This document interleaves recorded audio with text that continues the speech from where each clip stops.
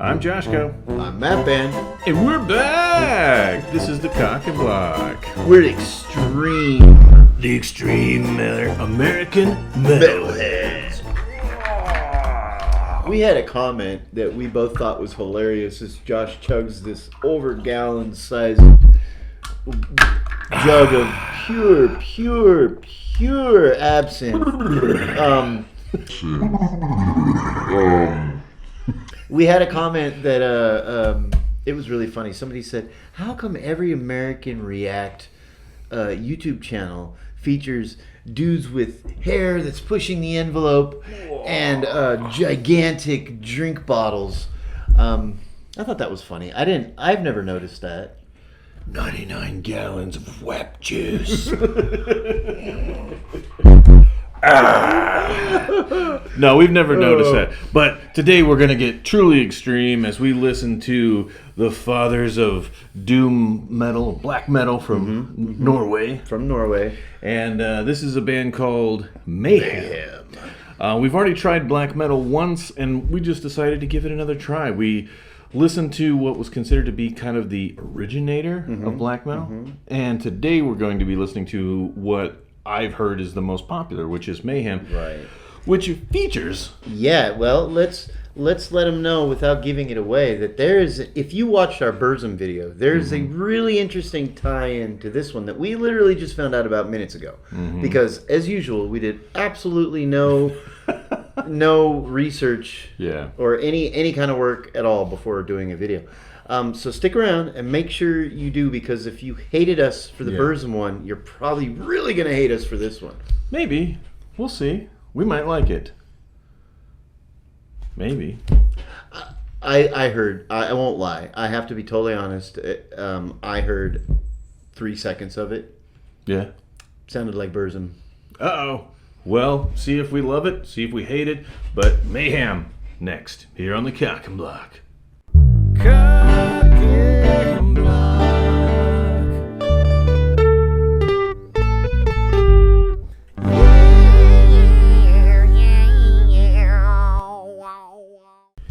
All right, let's get into some Mayhem. What's the name of this song? Frozen Moon? And the name of the Freezing album, Moon. Freezing Moon, yeah. is De Mysteris Dom. I'm trying to read it. It's kind of here. Let me pop it up for everybody so they can see what we're trying to look at.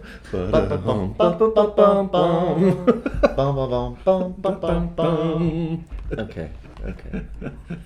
We'll be right back. We'll be right back, folks. Technical difficulties. Okay, De Mysterious Doms. I don't want to say that word. Don't say it, Matt. You'll summon the demons. That's exactly what I was worried about. Okay.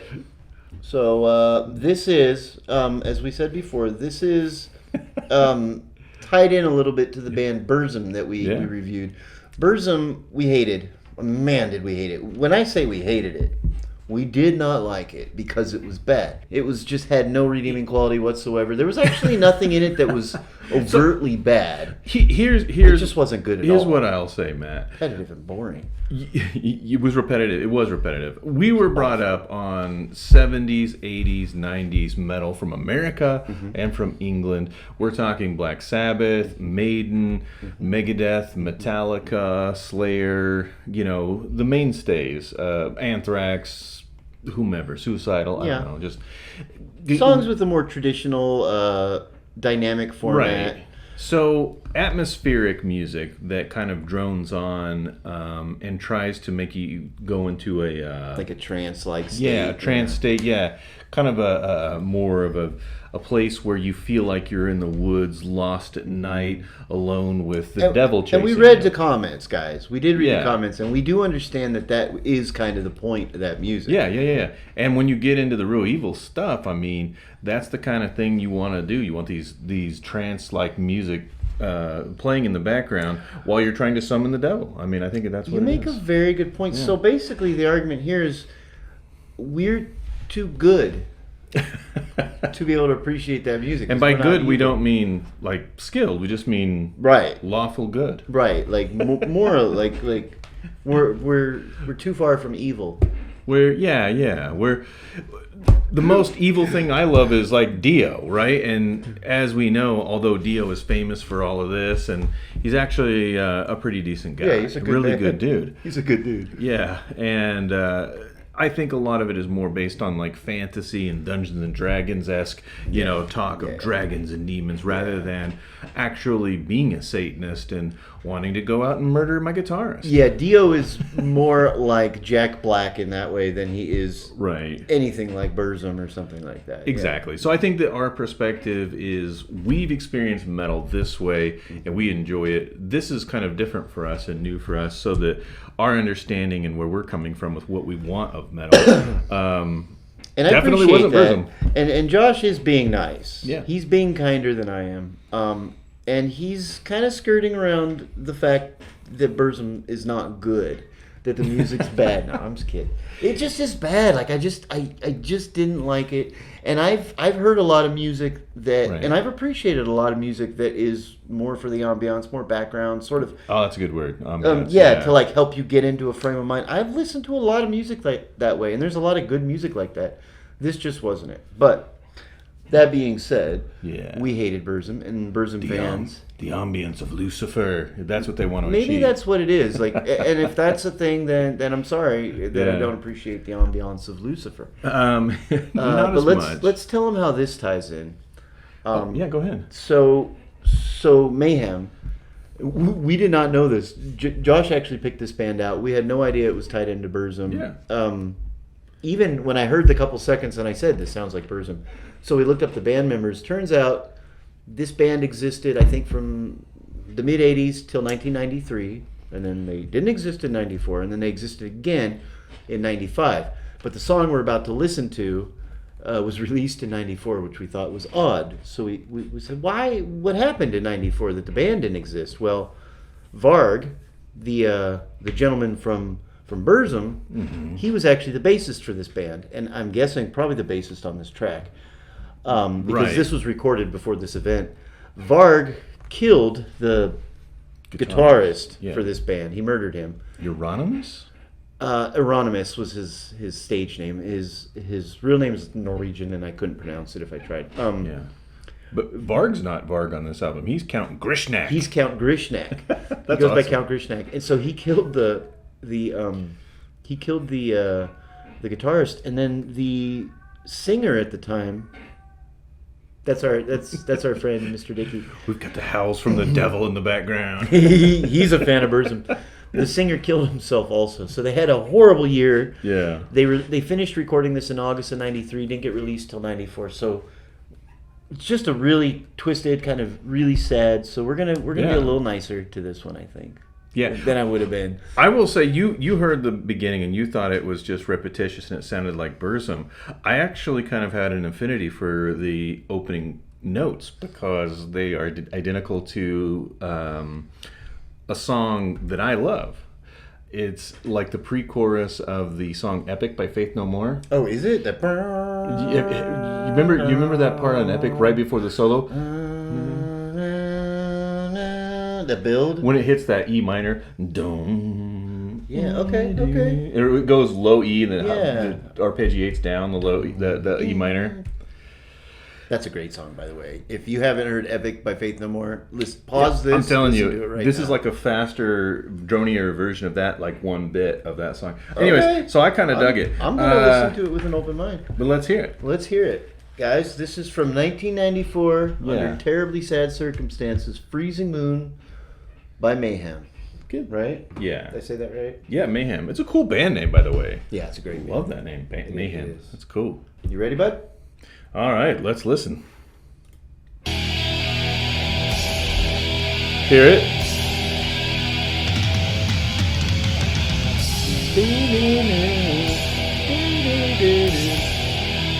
Yeah, that is.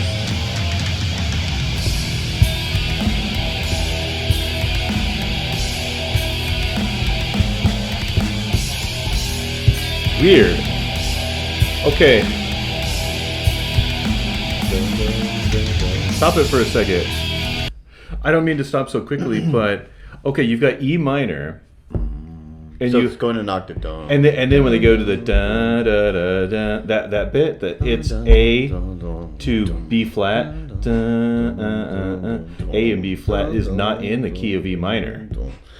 That's the F. If you hit those notes as a chord, it would sound atrocious. That's really cool. Yeah, That's it's like jazzy. Yeah. Is that like a sort of like a creating kind of more of a demonic tritone sound, even with the chords? You know what I'm actually hearing a little bit, even though this came out way before it. This sounds a little bit like some of the stuff off Load that I liked.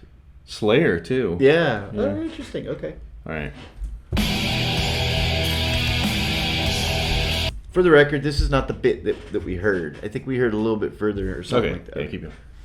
But that I heard.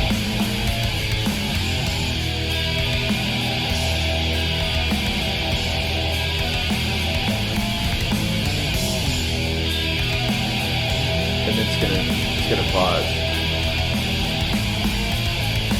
F. Oh Okay. no. E minor. Oh.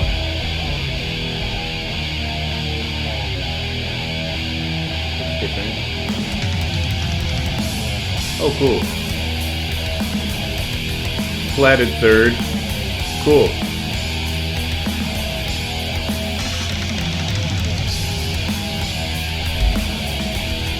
Hellhammer's rocking it. Yeah.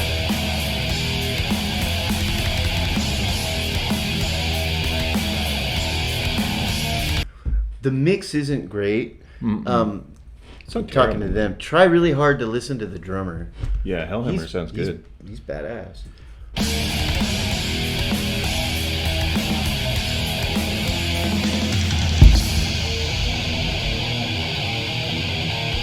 Very Slayer. Yeah, timing change.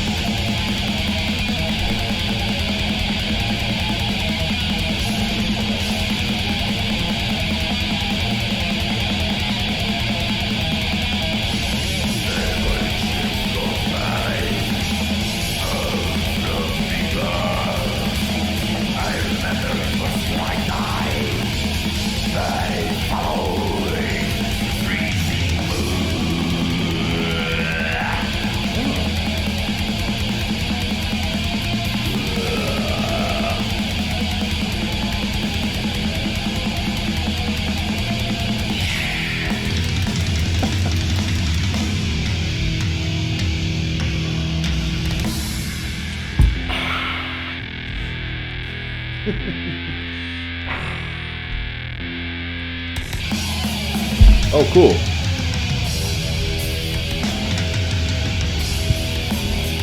Like a slide.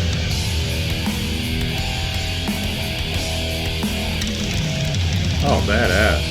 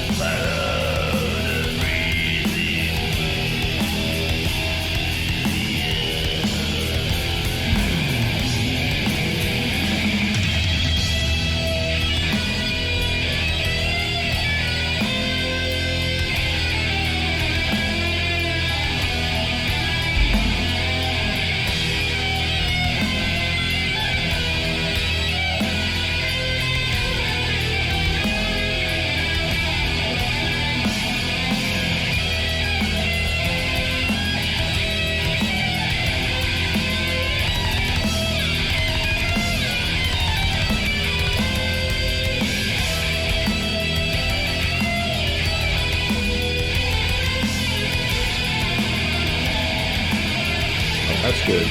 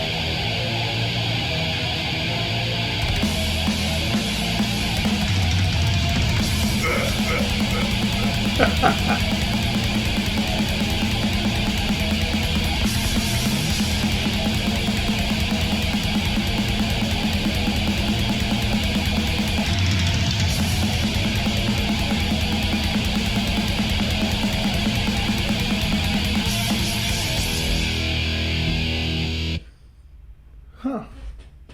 Okay. Okay. Musically, a lot more interesting than the Burzum. I mean, Yes. and I think Varg as a musician is better in this because he had a distorted bass bit that was, I don't know if you would call it a solo. It was actually kind of cool. Yeah, this was miles better than Burzum.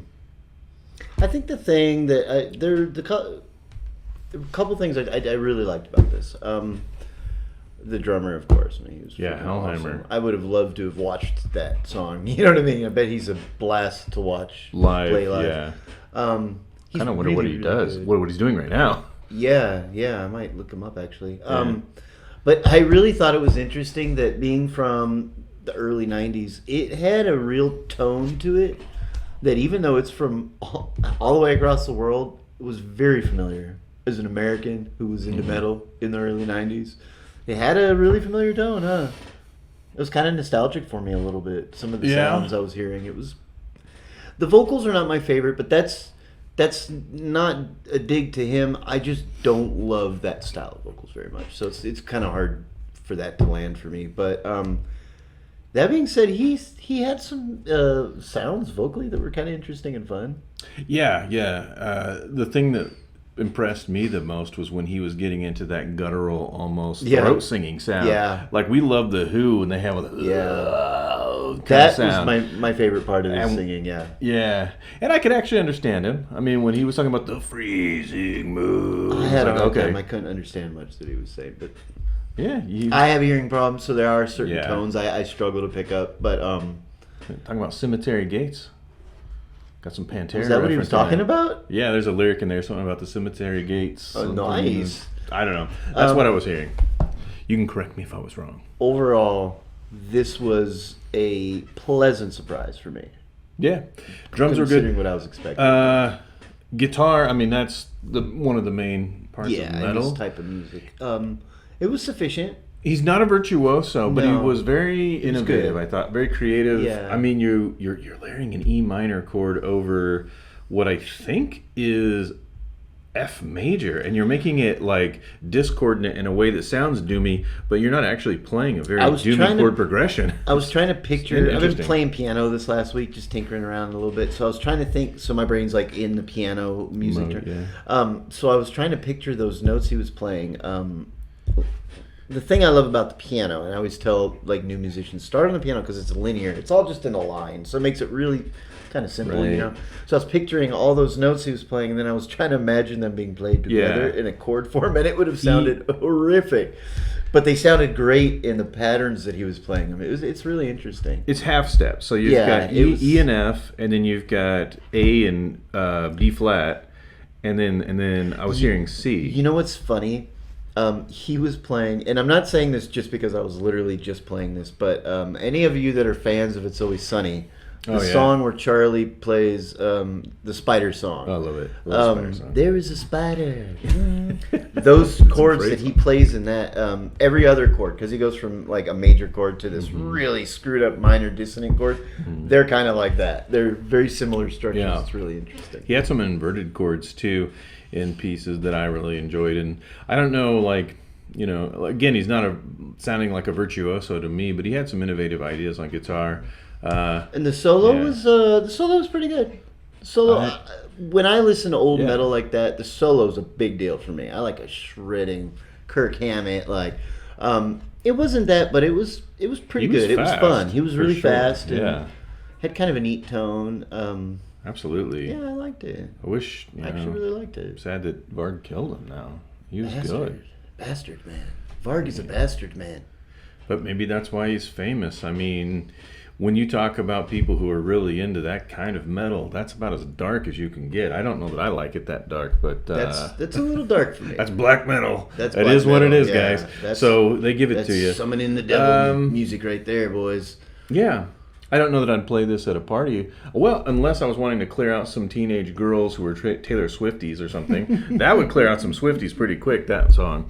I don't know. Some may like it, though. I actually know a young person who digs black metal. So, you know, you never know. Do you? Yeah. Oh. My son's friend, really into black metal. Oh, okay. Cool. That's kind of neat because that's sort of an older generation type thing. That's cool. Cool to see the young people are still into it. I was never really into black metal. It just was never really my thing, but I've always been able to appreciate good stuff, and this, I would say, is very good. Not only is this good, but it's cool that it has kind of a cool history. It comes from a cool time for me, you know. Yeah. Did you ever listen to like King Diamond when you were young? Oh wait, King Diamond. I was thinking King Missile for a minute. King Missile. Detachable penis. I woke up this morning with a bad hangover. We're gonna get copyrighted from King Missile. Now we're too far in. We can say penis. If you haven't heard King Missile, detachable penis, just treat yourself. No, King Diamond. The name is so familiar. Yeah, he was the guy that had the crazy face paint. I think there's a Metallica cover of one of his songs. I mean, he was like dark, but that was probably the scariest metal dude that I was into when I was young. Was King Diamond? Yeah. I mean, other than Ozzy, but Ozzy's not scary. Ozzy was probably the darkest for me. Ozzy, because he bit Ozzy and Dio. He bit the bat's a bat's head off. So like all our parents thought he was the devil. But I mean, if you listen to the lyrics of Crazy Train, it sounds like a song about, you know, hippies that want to get along with each other and in the Mama, I'm coming home. In the Cold War, you know. Yeah. Okay. All right. Well, that's our thoughts on Mayhem. We liked it a lot better than the Burzum song that we liked. So, absolutely. Black metal fans, I hope you didn't hate this video and review. We're just being honest how we feel, and it just comes from a place of, you know, where we're from. So, we all come from different places. We all have different tastes. It just so happens that ours are the best. No, I'm kidding. Of course, I'm kidding. All right. Mostly kidding. Yours is the best, too, so don't you forget that. That's very true. All right. And we want to thank all of you. If you made it to the end of this video, you're a freaking rock star. Let's go look in the mirror and tell that beautiful person, you're a beautiful person, because we love you. Give yourself a self-high-five. Just self-high-five, just not in the face. And make sure to like, subscribe, do all that goodness. You know the whole routine. It means the world to us. We appreciate you. We really do. Sorry, we've been gone for a little while. To all you guys that have been with us for a minute, I don't know if you heard about us, but there's been a rash of balloon releases in North America. I'm not going to tell you exactly which country or which province. I mean, possible state, Canada. But there have been some releases. Right. Insert photo here. So we've been doing our part. As you know, Josh is a leader of the movement. So. Yeah, we're both specialists at the excavation and cleaning of balloons to preserve nature. I mean, as we know, there's many instances where you could see just balloons everywhere. destroying the natural ecology of certain regions. I look forward to the day when I can go outside without seeing one balloon. Just one. No. I don't mean, even want to see one. balloons are like fine when they're inside and you can throw them away, but you don't want your balloon out there destroying nature. No. Happy birthday flying across the sky to kill birds. I don't want to see it. Yeah, getting caught in trees. Choking seagulls to death. It's terrible business. Yeah, it really is. Yeah. Think of the turtles. Think of the turtles. And the ducks. And the ducks. All right. Well, with that, we hope to see you here again next time on the Cock and Block.